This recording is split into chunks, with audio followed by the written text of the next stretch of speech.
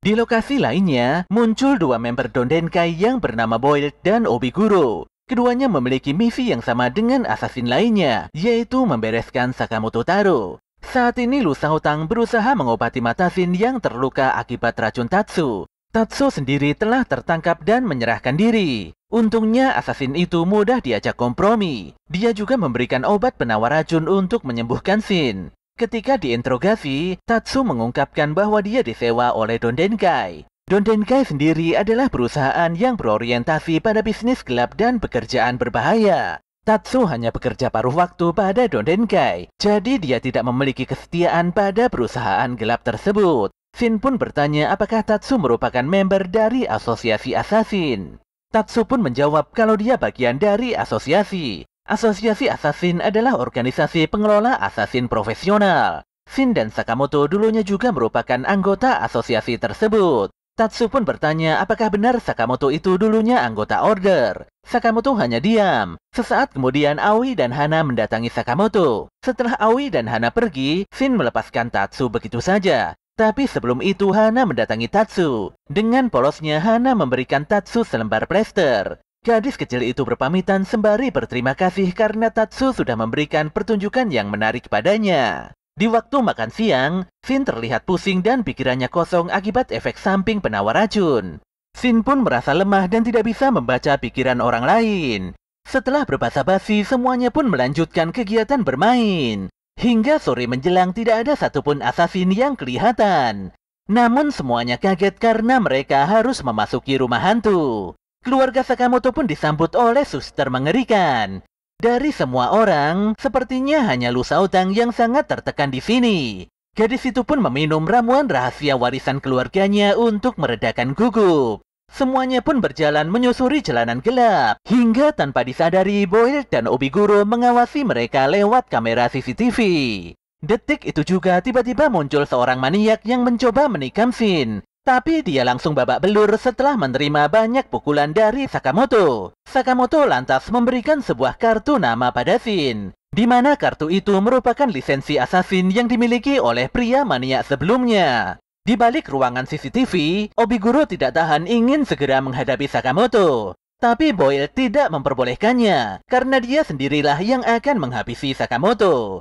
Obiguro memang berniat menyerahkan Sakamoto pada Boiled. Wanita itu mengetahui kalau Boiled telah berteman lama dengan Sakamoto. Tapi Boiled segera menyangkalnya. Adegan pun kembali di masa lalu, di mana kala itu Sakamoto dan Boiled belajar di Japan Clear Creation. Tempat itu merupakan wadah pelatihan assassin profesional. Boiled mendengar kalau Sakamoto sangat kuat. Hal inilah yang membuat Boiled sangat penasaran pada sosok Sakamoto. Keduanya berteman dan sering menghabiskan waktu bersama baik di kelas atau saat ada misi. Sayangnya di hadapan Agumo, Sakamoto menyampaikan bahwa dia tidak mengenal Boiled. Jelas saja kejadian itu membuat Boiled sangat kaget dan terpukul. Obiguro pun menyadari kalau Boiled memiliki dendam kesumat pada Sakamoto. Kembali pada Sakamoto, di mana dia mengalahkan banyak zombie assassin yang berusaha mencelakainya. Lu Shaotang terus minum untuk menghilangkan rasa takutnya. Di sini Shin baru menyadari kalau Lu mulai mabuk karena meminum sake. Sedetik kemudian mereka semua diserang oleh pasukan zombie yang sangat banyak. Melihat Aoi dan Hana terseret arus zombie, jelas saja membuat Sakamoto sangat khawatir. Tapi dia diserang oleh Boiled hingga merangsek dan berpindah di ruangan lain. Di sini Boiled menyapa Sakamoto, tapi Sakamoto tidak peduli dan dia tidak mengingat Boiled sama sekali.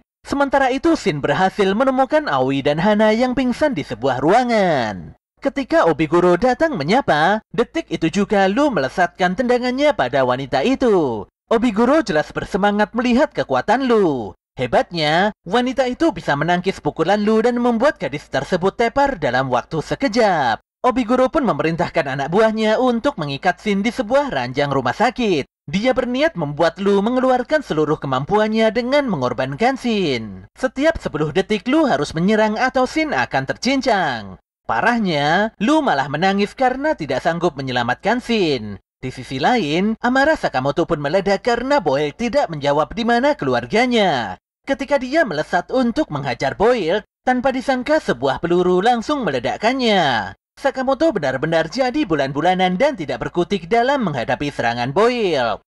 Lelaki gendut itu pun terkapar dan tidak berdaya.